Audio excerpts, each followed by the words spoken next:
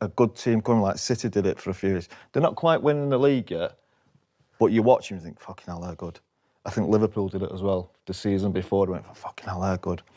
And at the start of the season, I never saw that in Arsenal until the Newcastle game, where, like you say, he took the handbrake off a little bit, didn't he? And he started playing Eze, and then Odegaard's got injured, but he came into the team again, and all of a sudden, they're playing the type of football you expect a team to win the league. But saying you think they're capable, we're never going to know until it actually happens. Yeah, I agree.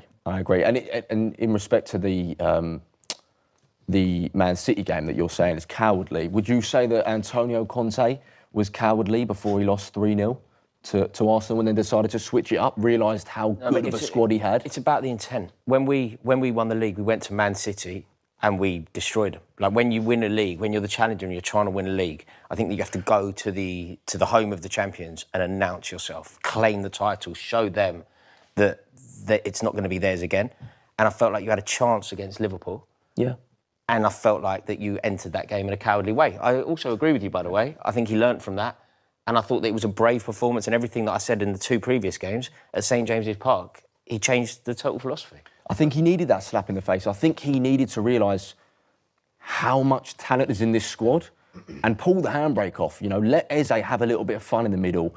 At Port Vale away, he was screaming at Eze to get back in position on the left.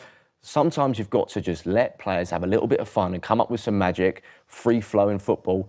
And then when we did it in the last 10 minutes against Newcastle, we got what we deserved. I just think so many title wins, they come from the team that ultimately win the league, go into the home of the champions and announcing it.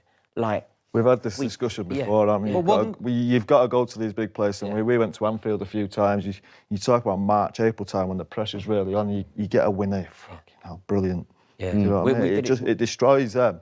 And all of a sudden, it gives you a major We haven't won a league. Arsenal haven't proved they can do that yet. Yeah, and they missed the opportunity as well. Like, they could have gone to Liverpool. City at home was a great chance, wasn't it? City are not firing as if Loads of injuries. they're nowhere near the team they should be. I hate to defend Arsenal, certainly not on a platform like this, because I will get absolute pelters for what I'm about to say. But the performance against Man City, I thought was almost pitch perfect from Arteta. Appreciate you started Mourinho and Mourinho. Come on, it wasn't. It wasn't If he played his best team for more than 45 minutes, he wins a game. He didn't play his best team.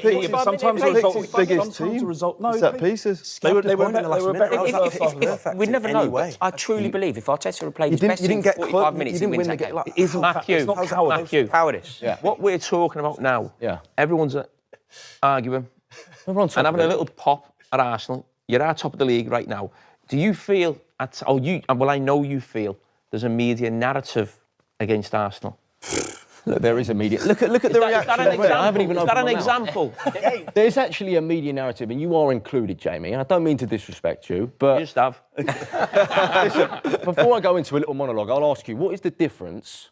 A couple of years ago, you were shaking about Odegaard taking a few pictures of the club legend Stuart MacFarlane, who everyone loves and respects, and gave him a memory that he'll never forget. A photographer's a club legend. Yeah, He's a legend. Listen, don't respect him in a trophy cabinet. And you were sat in the studio and you were shaking, get down the tunnel, like you were absolutely... To be fair, that was... But then the other night, you're praising Maresca for getting sent off after celebrating. I'm not saying there's anything wrong with Maresca doing that. It's passion. It's what we want to see. But there is a narrative against Arsenal in the sense that it's like we can't celebrate until we have actually won. And I understand that theory. That's the same for everyone, though, isn't it? I get that theory. But also, then what we meant to do? We meant to just win after a last winner against. So let me tell you the difference, right? You're in January. You've beat Liverpool 3-1. The game was over about 15 minutes to go. There was no last-minute winner. You might have got the third goal late on. There was like a bit of a celebration after the game. It's January. You were still behind Liverpool. Maresca's reacted to a goal going in that second, in the last kick of the game, in a game where they thought they had no chance. They virtually had kids on the... Not kids, but like sort of, you know, subs, lots of subs on the pitch at the end of the game. That's a natural reaction. At the end of a game, we'd all be like a lunatic last-minute winner against the champions, bump. Use at that stage, where I felt it was slightly different, which you had a brilliant result, but we're talking like a few minutes after the game's finished and all the cameras are like, whoa, slow down. So it's not a media narrative against Arsenal That's a last-minute winner. And who won the league as well? Do you know what I mean? Yeah. He was right, basically, is what you're saying. Cheers. We were unlucky. You were unlucky. You didn't win the league. Oh, we were very unlucky that season. We're not going back to the celebration, please, are we? Yeah.